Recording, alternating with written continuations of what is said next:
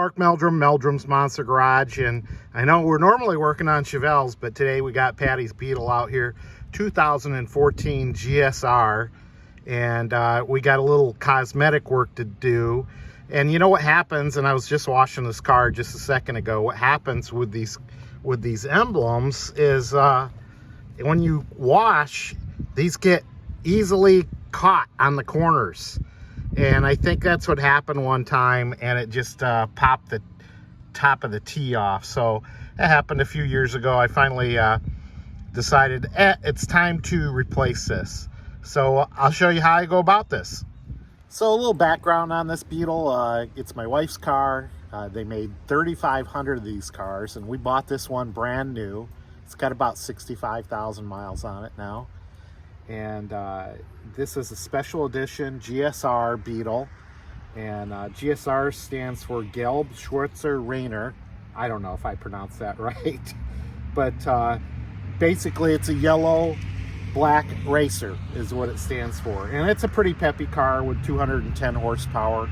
It zips right along with a turbo, and it's got the automatic clutch transmission, so it's auto, but you can feel the clutch engage on it. It's pretty cool car to drive. They made 3,500 of these in 1973, and then in tribute to them in 2014 they made another 3,500.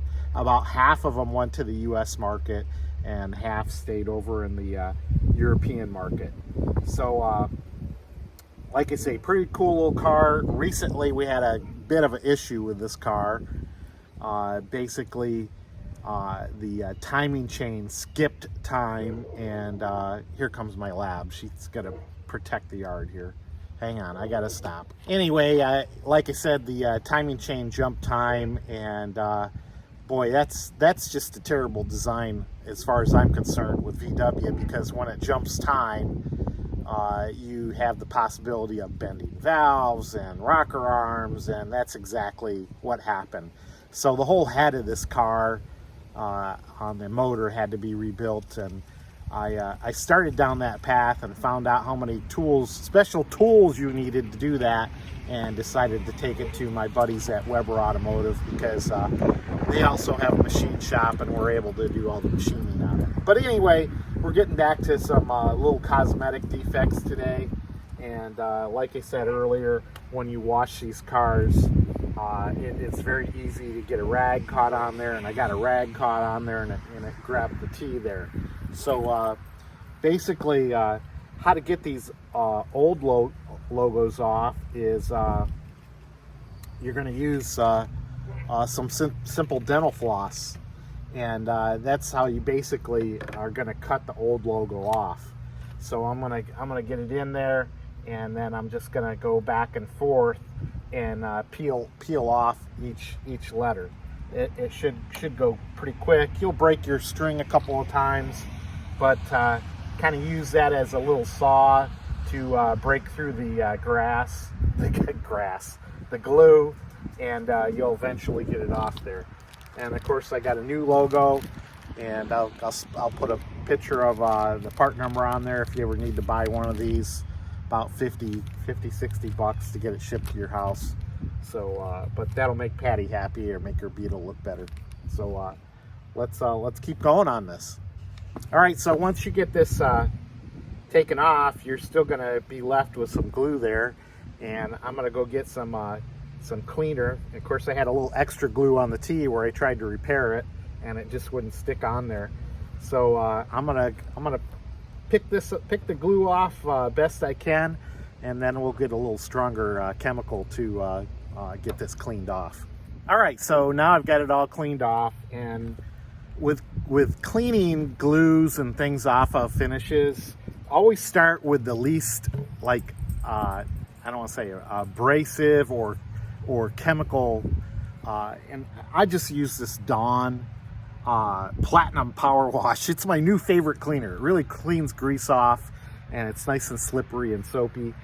And once I got it cleaned off, I use this out in the shop all the time. This is pre-painting prep. It's a real mild cleaner to get off your wax and greases before you put any cleaner down. So cleaned it off with that too. So As I was cleaning, it was really coming off nice, and I said, boy, Mark, you better put a piece of tape down there so you know if you got it straight. And so I could still see the outline of the turbo there. I went ahead and put a piece of tape down and put a little hash mark here where the bottom of the teeth should stand. Now Volkswagen or whoever made these guys is out of Spain. You know, I worked in a graphics shop for quite a while, and I've got a little experience with this type of work, vinyl lettering and stuff. And they did this quite nicely to make it easy for you to do. You can see they've got a little window here, and this is holding the letters in place. And I'm gonna peel off the back end of this, okay, and the letters are gonna all stay in place. Now that's important because all these letters are separate. So now you can see this is the sticky part, and I'm gonna very carefully lay it down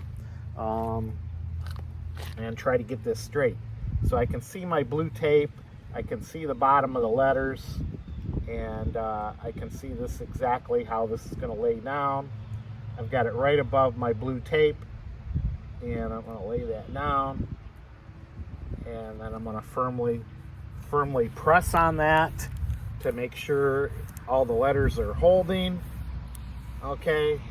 And then we're gonna slowly peel this back, not to lift up the letters, and there you go. Now she's got a new turbo logo. Take my blue guide tape off, and there you go. She's back to new, and Patty will be happy. She was out here inspecting and making sure I was doing this right, and I'll call her back and hopefully she'll be happy. All right, so I brought Patty out to give the thumbs up. How's the look? Excellent. Yeah, I love it. It does look good. So now, like I said, be careful when you're wiping these off. You don't want to catch, because this one could catch real easily too. So I'll be a lot carefuler when we wash this car. Oh, I didn't know that's how you broke it in the first place. Yeah. Sorry. All right. Mark Meldrum, Meldrum's Monster Garage. Like, subscribe. You know, sometimes we're working on Beetles. Most of the time we're working on Chevelles. See ya!